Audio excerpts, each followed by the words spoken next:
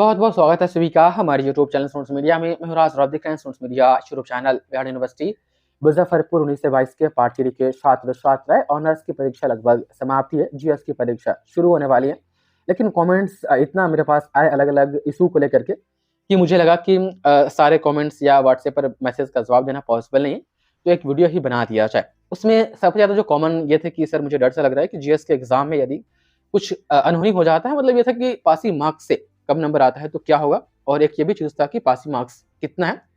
और भाषा की जो समस्या थी कि हिंदी अंग्रेजी, तो जो नए एग्जामिनेशन कंट्रोलर सर है परीक्षा नियंत्रक जो संजय कुमार जी, ये जब से आया है तब से एमआईएल हिंदी आर्ट्स और साइंस कॉमर्स का जो अलग अलग होता था इनको भी मर्ज कर दिए, और जीएस का एग्जाम भी जो है आपका साइंस कॉमर्स आर्ट्स तीनों का अब एक साथ हो रहा है।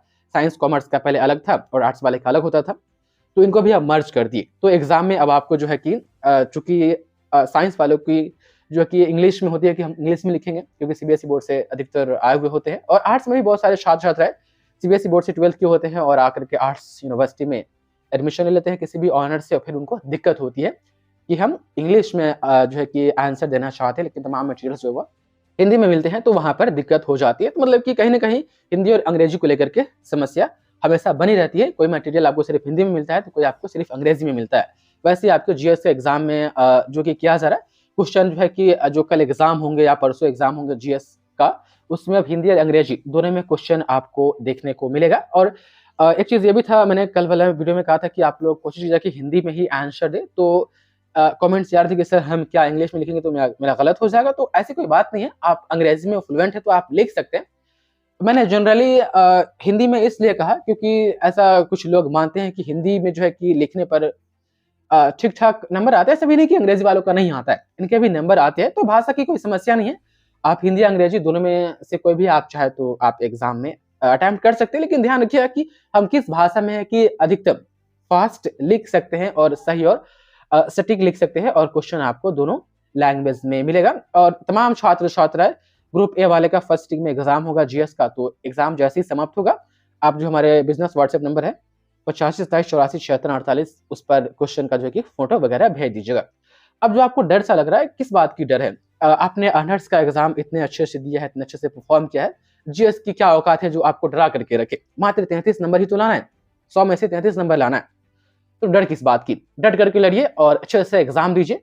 पास होने के लिए जीएस में उतना बड़ा ये नहीं होता है कि हाँ हम नहीं कर पाएंगे, चाहे नहीं हो पाएगा। क्वेश्चन नंबर 5 जो होता है और क्वेश्चन नंबर जो 10 होता है, इसमें जो संक्षिप्त टिप्पणी आपको करना होता है, कहीं ना कहीं ये आपके जो है कि बेसिक साइंस से पूछे जाते हैं या बेसिक सोशल साइंस से पूछे जाते हैं। जैसे कि भारत सरकार की योजना के बारे में आपसे पूछ लिया जाएगा, आप करंट अफेयर से कुछ जो है कि आपके कहा जाएगा कि संक्षिप्त टिप्पणी कीजिए, इससे टाइप का होता है। तो आप लोग अटेम्प्ट कर पाइएगा, मुझे पूरा भरोसा है।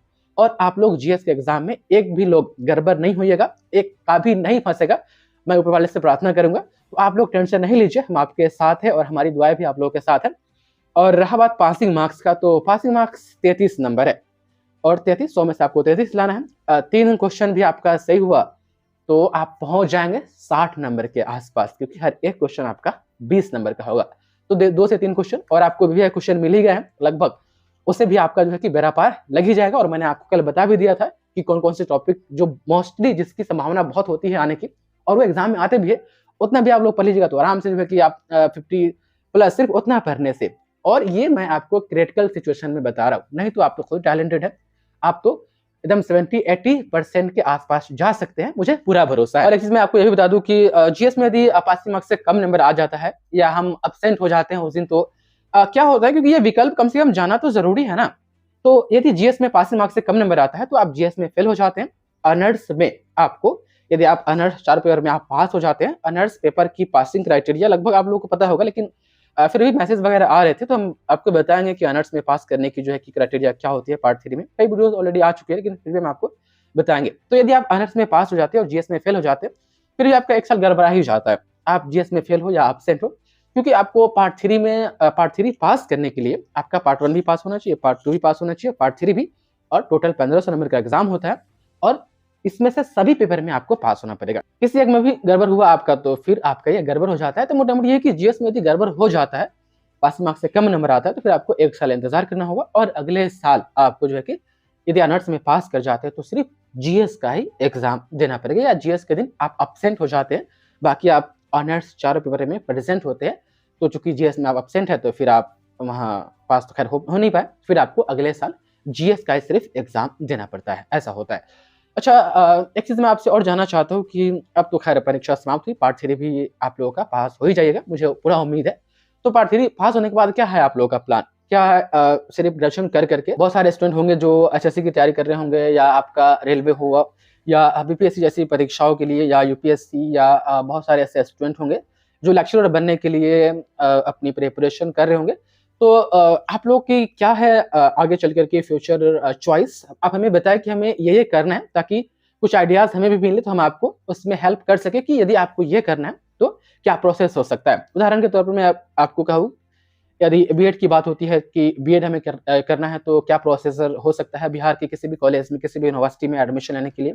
यदि हमें पीजी करना है तो क्या हो सकता है, एमबीए करना है तो एमबीए के बारे में कुछ कमेंट्स आ रहे थे कि सर बिहार यूनिवर्सिटी में एमबीए होती है कॉमर्स वाले छात्र छात्राओं के लिए।